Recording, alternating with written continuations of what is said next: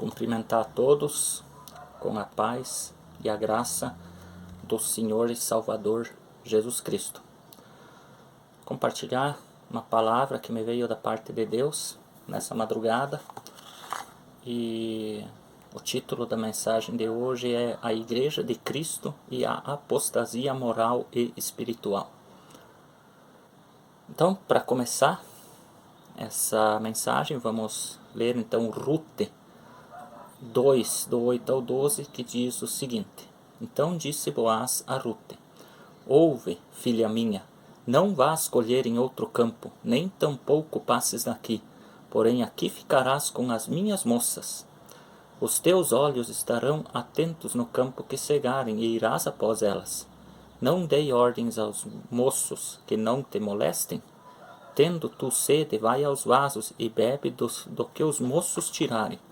Então ela caiu sobre o seu rosto e se inclinou à terra, e disse-lhe: Porque achei graça em teus olhos, para que faças caso de mim, sendo eu uma estrangeira? E respondeu Boaz, e disse-lhe: Bem se me contou quanto fizeste a tua sogra depois da morte de teu marido, e deixaste a teu pai e a tua mãe, e a terra onde nasceste, e vieste para um povo que antes não conheceste.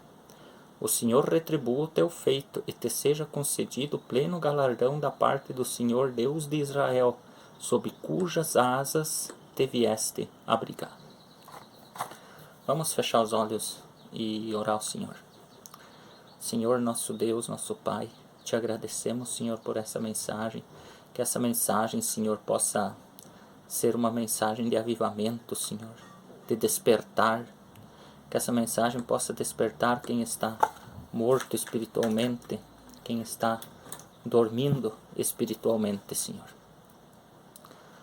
Que a tua palavra, Senhor, possa estar viva no coração e na mente de cada um, que ela possa queimar, Senhor, como o fogo que refina o ouro, Senhor.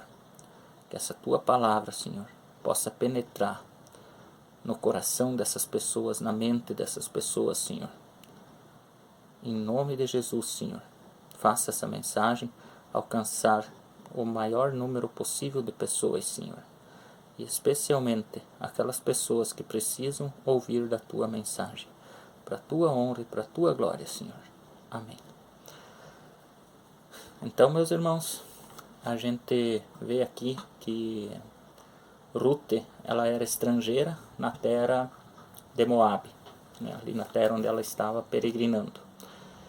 E porque ela conheceu, né, tanto Orfa, que era a outra nora de Noemi, como Rute, conheceram os filhos de Noemi depois que eles já estavam em Moabe. Então eles não eram do mesmo povo que Noemi. Então, para Noemi elas eram estrangeiras, para Boaz elas eram estrangeiras. Então Rute e Noemi, né, seguiram, porque Orfa resolveu voltar lá com os familiares dela, com os deuses dela, com a fé dela, com a religião dela, no mundinho dela. E Rute não abandonou a Deus, né? Então, como a gente fala do título sobre apostasia, vamos frisar primeiro o que é a apostasia. A apostasia, ela nada mais é do que a renúncia de uma religião, você renunciar a uma religião, uma crença, né? Você abandonar a tua fé, especialmente da cristã, principalmente da fé cristã. É uma renegação, principalmente quando você renega a Cristo, quando você nega a fé em Cristo e quando você nega o sacrifício feito na cruz. Aí você está cometendo uma apostasia, né? Então temos a apostasia moral e espiritual, e nós já vamos falar sobre isso. A história de Rute, então, ela se desenrola, né, durante o período dos juízes, né, que revela que durante a deplorável apostasia moral e espiritual que existia na época lá, como está em Juízes capítulo 17, verso 6, e no capítulo 21, verso 5, onde diz que naqueles dias não havia rei em Israel, e cada um fazia o que parecia direito aos seus olhos. O que a pessoa achava que estava certo, e acabou. E ninguém podia discordar, né? Então, para entendermos o que se passa, né, havia uma mulher cujo nome era Noemi. A Bíblia fala no começo do livro, ali de Rute, que houve fome na terra no tempo dos juízes. Aí Noemi e o seu marido Elimeleque e os seus 2 filhos Malom e Quilion, de Belém de Judá, eles se tornaram peregrinos nos campos de Moabe. Eles foram peregrinar pelos campos de Moabe e acabaram ficando por ali, né? Até pela questão de alimento, né? E aconteceu que, com o passar do tempo aí, Elimeleque, que era o marido de Noemi, acabou falecendo, e os seus filhos, né, o Malom e Quilion, se casaram com mulheres moabitas, com mulheres estrangeiras, e Orfa e Rute, né, e permaneceram ali por mais 10 anos. Porém, nesse período, Malom e Quilion, filhos de Rute e de Elimeleque, também morreram. Então ela saiu dos campos de Moabe com Orfa e Rute, suas noras, né, e retornaram para Judá, pois ela ouviu falar que o Senhor tinha dado alimento para o povo e que a fome tinha cessado ali. Então, no caminho, Noemi chegou para Rute e para Orfa e falou: pega, sigam o caminho de vocês, voltam para sua terra, para sua gente, para os seus deuses, né? Voltem lá para sua terra. Aí eles relutaram um pouco, mas Orfa já aceitou e foi, e seguiu para a casa da mãe dela, para a terra dela, para os deuses dela, porque não era o mesmo Deus de Israel, a fé deles era diferente, a crença deles era diferente. E Rute falou: não, aonde a senhora vai, eu vou. Rute não quis de jeito nenhum abandonar Noemi, né? Tanto é que ela... Então Rute ficou com Noemi, seguiu Noemi, disse que não ia deixar Noemi de jeito nenhum, né? E seguiram. Então ela seguiu junto com a sogra dela, Noemi, né? E ela falou para Noemi que o Deus de Noemi seria o Deus dela também, né? Então vamos trazer essa mensagem, essa passagem para os dias de hoje. Hoje nós vivemos a mesma deplorável apostasia moral e espiritual dos tempos de Rute, dos tempos de Sodoma e Gomorra, como está lá em Gênesis 18:20, que diz assim, disse mais o Senhor: porquanto o clamor de Sodoma e Gomorra se tem multiplicado, e porquanto o seu pecado se tem agravado muito. Então, Sodoma e Gomorra estavam totalmente corrompidos. Então, o pecado deles era algo natural, era algo normal, tanto é que se fosse uma coisa que não fosse pecado, eles consideravam, né, algo fora do comum. Então estava, né? Então Ló, ele recebeu, né, os anjos na casa dele. Porém, os varões de Sodoma cercaram a casa de Ló e exigiram que Ló levasse os anjos para fora, para serem violentados, para serem estuprados. Então, aquelas cidades estavam corrompidas pelo pecado. Idolatria, pecado sexual, estupros, homossexualismo, sexo fora do casamento, criminalidade, de tudo que é tipo de criminalidade. E Deus viu que se não destruísse aquelas cidades, o que se praticava ali logo alcançaria o mundo todo, do jeito que é hoje. Então Deus na época destruiu as cidades para que o mundo na época já não se tornasse o que o nosso mundo é hoje. Porque hoje nós estamos vivendo um mundo que está pior do que era Sodoma e Gomorra. Pior, muito pior. Então, cada um hoje faz o que parece correto aos seus olhos, como era lá em Sodoma e Gomorra, como era na época dos juízes ali ainda. Quanta igreja nós vemos que estão mortas por dentro, que estão apodrecendo por dentro, praticando idolatria, consentindo relacionamentos e casamentos homossexuais, consentindo pessoas amasiadas, né, casais amasiados sem casar, com união estável, crentes mornos, frios, a Santa Ceia, que devia ser uma Santa Ceia dada a qualquer um que quiser participar, sem sequer mencionar 1 Coríntios 11, 28 a 30, que diz lá, ó, examine-se, pois, o homem a si mesmo, e assim coma deste pão e deste cálice, porque o que come e bebe indignamente, come e bebe para sua própria condenação, não discernindo o corpo do Senhor. Por causa disto há entre vós muitos fracos e doentes e muitos que dormem. Então, muita gente que participa da Santa Ceia, quando não é explicado para a pessoa o que significa a Santa Ceia, a pessoa vai lá, toma, acha que é normal e está bebendo indignamente.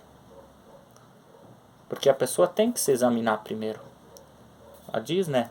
Examine-se, pois, o homem a si mesmo. E as igrejas nem usam esse versículo. Simplesmente pegam e dão a Santa Ceia a quem quiser tomar. E a Santa Ceia é algo santo. Então não é qualquer um que pode chegar e tomar a hora que quiser. Então, por causa disso, há muitos fracos, fracos na fé, fracos espiritualmente, doentes também espiritualmente, doentes fisicamente, e muitos que dormem no mundo espiritual. Então, dentro de uma igreja, tudo dia a dia dentro de uma igreja, mas dormindo, né? Então, por conta disso, e a Bíblia nos adverte. Quanto joio nós vemos no meio do trigo, não é? Quantos Malom, Quilion, Elimeleque morrendo pelos campos de Moabe. Morrendo espiritualmente, né? Perdendo a fé em Cristo. Então, o mundo hoje está numa extrema corrupção. Nós estamos vivendo a extrema corrupção dos últimos tempos. Então, se a gente analisar essa passagem de Ruth, de Noemi, tudo, a gente vendo, né, o amor de Boaz, a bondade de Boaz com Ruth, a gente pode simbologicamente, né, ver Noemi como um meio cristão, a gente pode ver Boaz como Jesus e Ruth como a igreja. Ruth, ela não se afastou do cristianismo. Ela não saiu do meio cristão, ela seguiu. Ela estava numa igreja, junto com uma igreja chamada Noemi, que pregava o cristianismo, e ela conheceu de Deus e ela resolveu seguir o cristianismo. Já a Orfa seguiu o quê? Seguiu a religião. Foi lá para os deuses dela, para a religião dela. Então ali há uma diferença muito grande entre as duas. Então uma gente pode pegar como cristão e outro como religioso, né? Então Ruth era cristã, né? E Orfa era, né? Ruth era a igreja cristã, né? O cristianismo, então uma igreja que não saiu do cristianismo, né? Que a gente pode pegar Noemi como cristianismo, como meio cristão, e Ruth como a igreja, e Boaz como Jesus. Então, do jeito que Boaz tratou Ruth, como Boaz tratou o cristianismo, que era Noemi, que depois a gente vê na sequência dessa história, como Boaz foi bom para Noemi também, não é?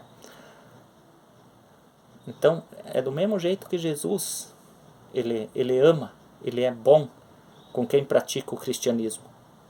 Jesus é bom com quem é cristão, com a igreja que segue o cristianismo, e Deus se agrada do cristianismo. Então vamos parar de pregar placa de igreja, vamos parar de pregar religião, vamos parar de falar mal uma religião da outra, uma igreja da outra. Vamos parar, porque uma guarda o sábado não está certo, a outra porque não guarda o sábado não está certo, a outra por conta de idolatria não está certo. Vamos parar de julgar as igrejas e vamos se preocupar em levar o verdadeiro cristianismo, o verdadeiro evangelho de Jesus para as pessoas. Porque o que um faz ou deixa de fazer, ele vai ter que se acertar com Deus. A salvação é individual. Então, se a pessoa sabe o que não pode fazer e continua fazendo, ela está consciente do que está fazendo. Então, eu acho que é hora das igrejas pararem de uma tentar atacar a outra, de uma tentar falar mal da outra. Porque Deus não se agrada, porque a igreja é a noiva de Jesus. E você falar mal de uma igreja, independente da igreja que seja, É igual você dar um tapa na cara de Jesus. Você ia gostar que alguém ia vir falar mal da tua noiva? Não, né? Então, o que a gente precisa fazer é alertar sobre o que está errado e sobre o que Deus tem para oferecer, né? O plano de salvação que Deus ofereceu para nós, que foi Jesus. Porque igreja perfeita não existe nenhuma. Se existisse, Jesus não precisava ter vindo morrer na cruz por nós. Porque a igreja ela é gerida de seres humanos e todo ser humano é falho. Então não venha alguém me dizer que a igreja tal ou a outra igreja é a perfeita, porque não é. Amém? Então, Boaz ele amou Ruth. Jesus amou o mundo, Jesus ama a igreja e quer que a igreja o ame também. Quer que a igreja pratique o cristianismo, siga o cristianismo. Boaz quer que Ruth siga Noemi. Jesus quer que a igreja siga o cristianismo, o que Jesus ensinou. Entenderam? A mensagem é essa. Então, Jesus, ele quer que a noiva dele seja só dele. Porque ele é ciumento com a noiva dele. Porque ele ama a noiva dele. Só que hoje vemos muita noiva de Jesus aí, a noiva de Jesus, sendo infiel. E Jesus tem, como eu já falei, tem ciúme da sua noiva. E ele não aceita ser traído pela sua noiva. E muitas vezes a gente vê a noiva dele tendo um caso com o inimigo. Então, vamos refletir. Vamos viver o verdadeiro cristianismo. Vamos ser só de Jesus. Vamos ser de Jesus. Para que a gente possa ter uma vida abençoada, uma vida boa, né? Uma vida abundante. Isso, como eu digo, não são todas as igrejas que têm esse caso de infidelidade, né? Mas no meio religioso tem, e é bastante. E é bastante. Cego espiritualmente, morto espiritualmente, dormindo espiritualmente, né? Então, a corrupção da igreja existe e ela está numa crescente, né? E se nós não olhar com outros olhos para Jesus, o fim poderá ser muito trágico quando a trombeta tocar. Vai ter muita surpresa, vai ter muito choro e muito ranger de dente, como Jesus mesmo já falou lá na palavra de Deus. Então, o que a gente precisa fazer, o que nós precisamos entender é que nós não podemos ser evangélicos, gospel, crente, católico, ou o que quer que seja. Nós temos que ser cristãos, independente de placa de igreja. Nós temos que viver segundo o coração de Deus. Nós temos que ler a palavra e praticar a palavra. Nós temos que seguir os ensinamentos deixados por Jesus. Em Apocalipse, João viu que a Bíblia seria alterada. E já chamou atenção para isso, no fim do Apocalipse. Muitos acham, João colocou lá já para ninguém fazer. Não, João viu o que seria feito. E veja o que João colocou lá sobre o acrescentar. Porque já acrescentaram, né, livros apócrifos na Bíblia. Já foram adicionados livros apócrifos dentro da Bíblia. Então, já foi acrescentado. E olha o que o Senhor fala, João falou, né, em Apocalipse 22, 18. Que se alguém acrescentar alguma coisa na Bíblia, na palavra de Deus, nas Escrituras, Deus fará vir sobre ele as pragas que estão escritas nesse livro. Então, quantos que de repente, né, já estão mexendo com isso, né? De repente já estão recebendo algumas pragas ou alguma coisa, não sabe, né?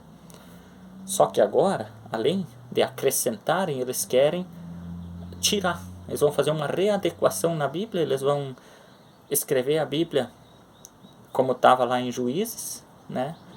Que vão fazer o que agradar a eles. Eles vão mudar a Bíblia do jeito que eles querem que seja e acabou. E é o que vão fazer. E João também viu isso. O que João colocou lá em Apocalipse 22:19: se alguém tirar quaisquer palavras do livro dessa profecia, Deus tirará a sua parte da árvore da vida e da cidade santa, que estão escritas nesse livro. Olha que sério, né? Então, as pessoas estão alterando a Bíblia, estão adulterando a Bíblia, estão brincando com Deus, estão brincando com as coisas de Deus e estão achando que é normal. Estão achando que é normal. Então, daqui uns dias, não se surpreendam quando vê que essas pessoas vão começar a receber algumas pragas em suas vidas, doenças, tribulações, depressões, né? E perder sua parte na árvore da vida, porque já está espiritualmente morto. Porque a pessoa que faz isso aí é porque está espiritualmente morta. Porque a pessoa que lê a palavra, que sabe que não pode e vai lá fazer, ou ela está servindo o inimigo, ou ela está espiritualmente morta. Ou uma ou outra. Em Rute 1:16 diz o seguinte: disse porém Rute: não me instes para que te deixe me afaste de ti, porque aonde quer que tu fores, irei eu, e onde quer que repousares a noite, ali eu pousarei eu. O teu povo é o meu povo e o teu Deus é o meu Deus. Olha que coisa linda que Rute falou para sua sogra. Ela falou: ó, aonde você pousar, eu vou pousar também. Aonde tu for, eu vou. O teu povo é o meu povo. O teu Deus é o meu Deus. O que a igreja falou ali, que era Rute, para o cristianismo? O teu Deus é o meu Deus. Vamos seguir o cristianismo. A igreja falou: ó, vamos seguir o cristianismo, porque esse povo é o meu povo. É o povo da igreja genuína. Ela aceitou Jesus para ela, para a vida dela. Ela aceitou Deus para a vida dela, porque ela era uma pessoa que veio do estrangeiro. E se a gente for ver, nós também somos estrangeiros perante Cristo. E Cristo veio e comprou nós com o sangue lá na cruz do Calvário. E hoje muita gente tem dificuldade de dizer: ó, o teu Deus é o meu Deus. Eu vou servir Jesus, eu vou ser um cristão, eu vou fazer o que Jesus pregou. Eu vou fazer o que Jesus deixou escrito para nós fazer. Poucos a gente vê fazer isso, né? As pessoas vão na igreja que mais agrada a eles, que talvez passa o pano, né? Passa a mão em pecadinhos pequenos que talvez sejam feitos, que acham que às vezes não fará estrago nenhum. Então, o pecado, ele existe no mundo. O desvio de conduta existe no mundo. E se nós entrar em pecado, simplesmente nós se afastamos de Deus. Se nós tivermos um desvio de conduta.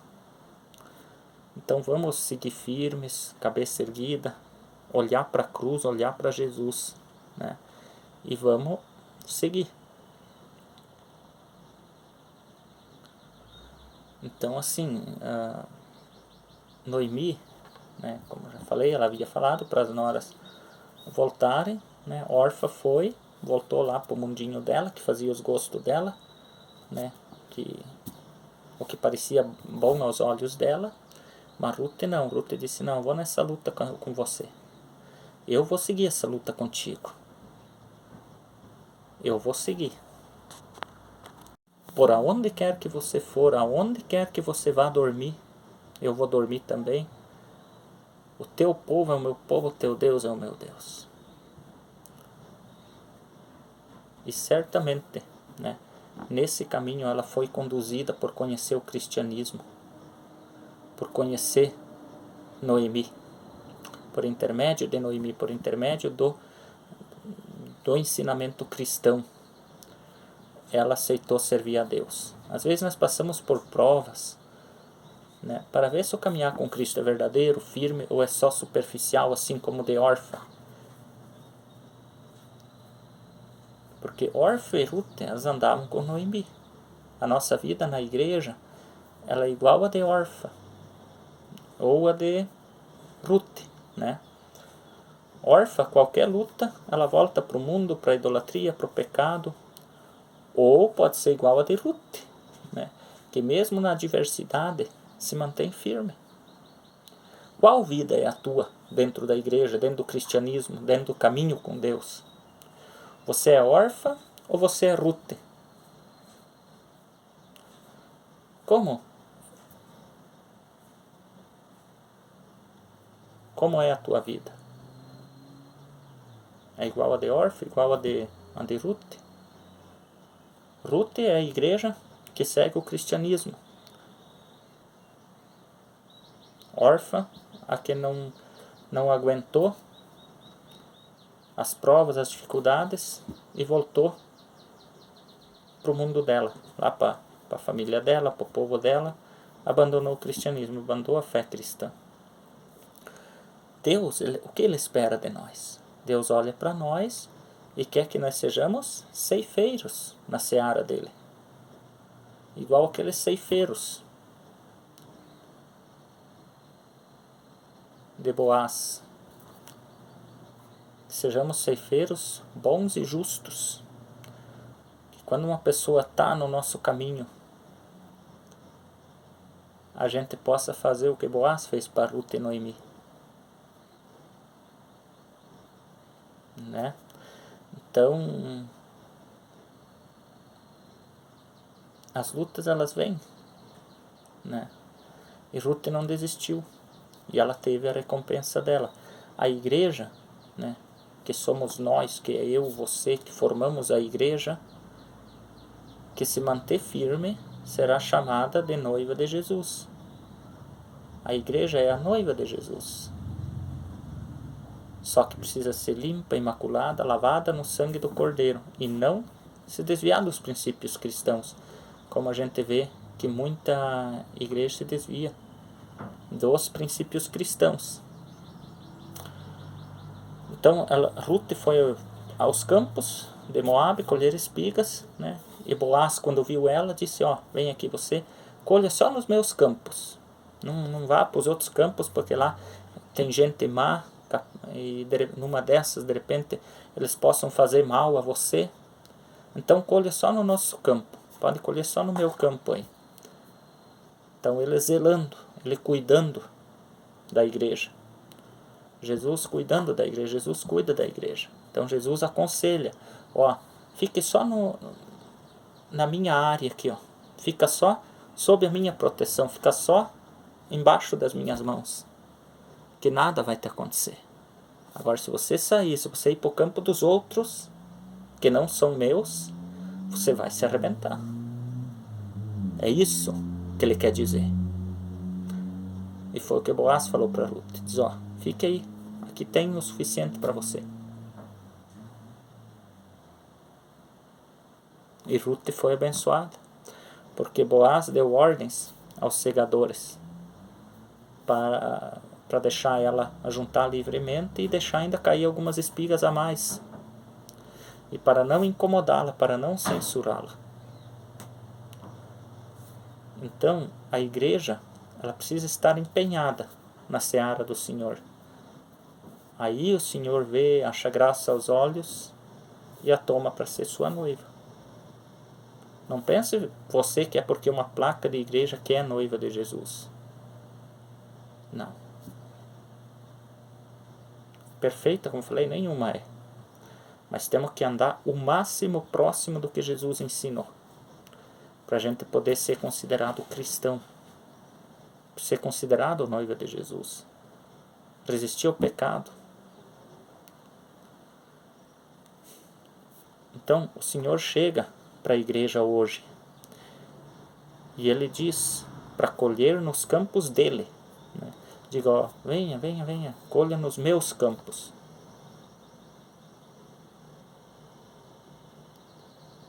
Não se afaste muito de mim. Então, em Salmos 24, diz: do Senhor é a terra e sua plenitude, o mundo que neles habita.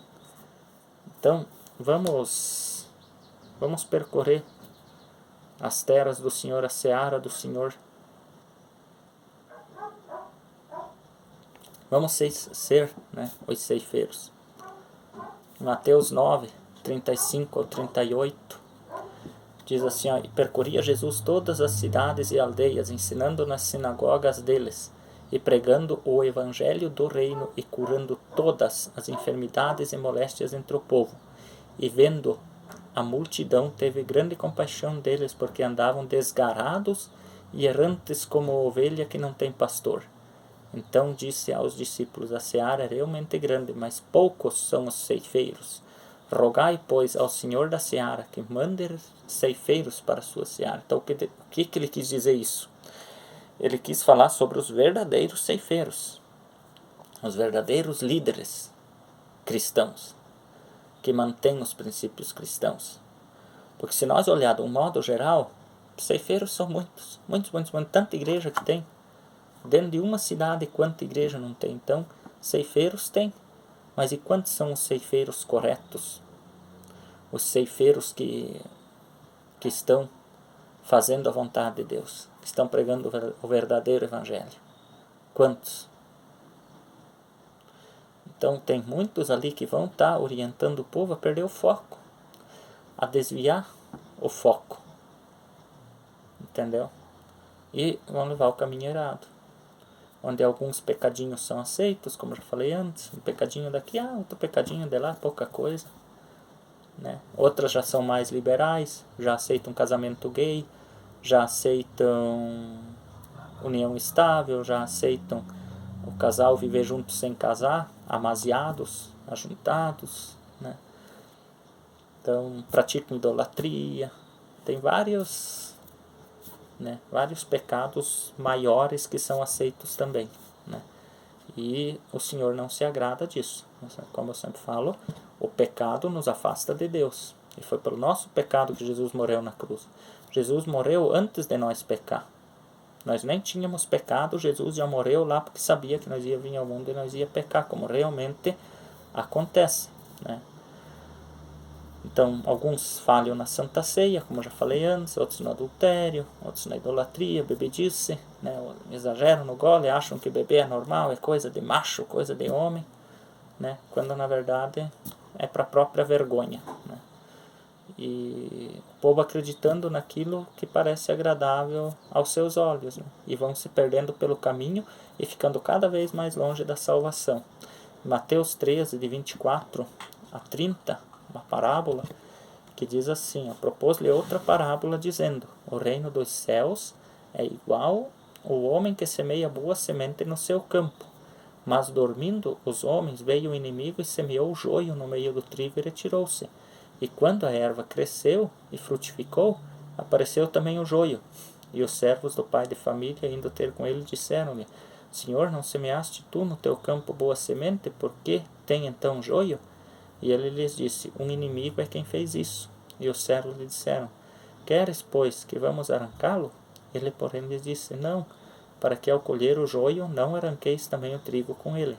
Deixai crescer ambos juntos até a ceifa. E por ocasião da ceifa direi aos ceifeiros, colhei primeiro o joio, atai-o em molhos para o queimar, mas o trigo ajuntai no meu celeiro. Então aí as igrejas semeiam o trigo, né, que são as boas novas, a boa semente, né, que é o evangelho genuíno, e com o passar do tempo alguns se acomodam, dormem, né, e o inimigo semeia o joio, né, que são os pequenos pecados que muitos acreditam não ter muita relevância. Porém na colheita o joio será arrancado e atirado no fogo, e o trigo, né, vai ser juntado no celeiro do Senhor.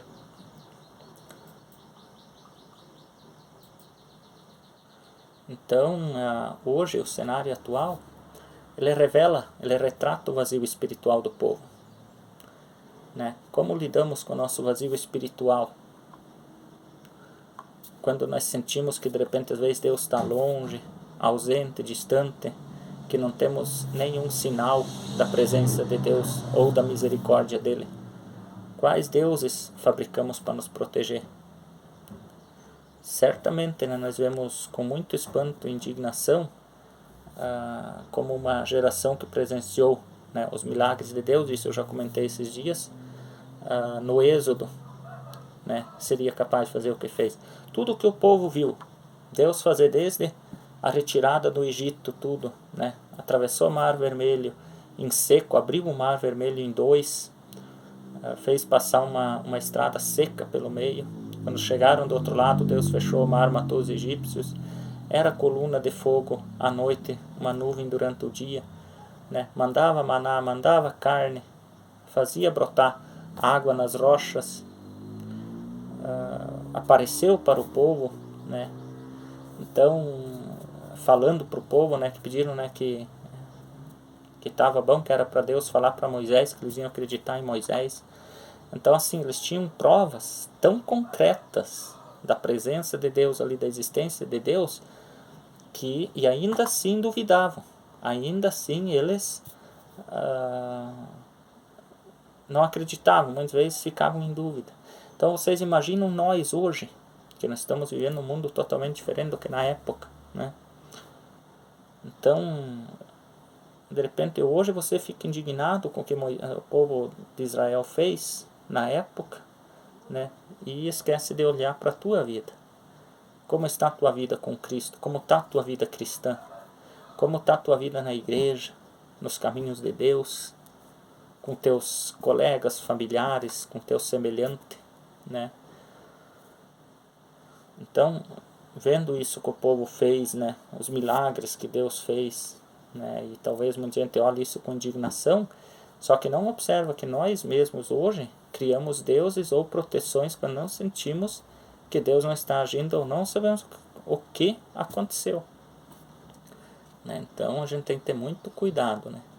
Então, assim, nós chegamos no momento que é hora da gente rever o evangelismo, o cristianismo. Por quê?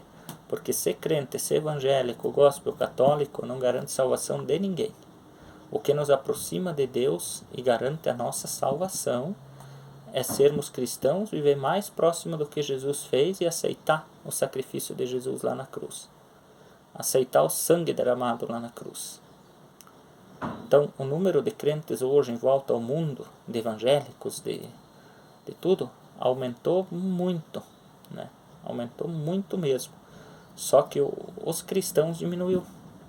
Porque hoje o evangelho ele é oferecido de uma forma muito fácil, ele é pregado como se fosse uma coisa muito fácil de ser vivida, quando não é. Então, tudo que é muito fácil, a gente tem que abrir o olho. A gente tem que ficar esperto e tem que ver o que está acontecendo, né? E não vamos adulterar a palavra de Deus, não vamos brincar de ser cristão, porque Deus não brinca e não se agrada com quem brinca com o cristianismo. E o diabo também, ele não brinca de ser diabo. Então, se o Senhor está procurando os ceifeiros, vamos lá, vamos lá. Vamos ser a igreja noiva de Jesus, que não tem caso com nada e com ninguém. Vamos ser fiel a Ele, porque Ele é fiel a nós. Ele tem o melhor para nós e Ele quer o melhor para nós. Amém? Que Deus abençoe cada um, a vida de cada um, o coração de cada um e a família de cada um. Fiquem com a graça e a paz do Senhor Jesus. Vamos orar? Senhor nosso Deus, te agradecemos, Senhor, por esta mensagem maravilhosa, esta mensagem, Senhor, que chegou até nossos corações. Que o Senhor possa, Senhor meu Deus, nesse momento abrir os corações, abrir a mente dessas pessoas que precisam ouvir da Tua Palavra, que estão com sede da Tua Palavra, Senhor. E manda ceifeiros de verdade para a Tua seara, Senhor. Ceifeiros que se preocupam com as almas, com a colheita.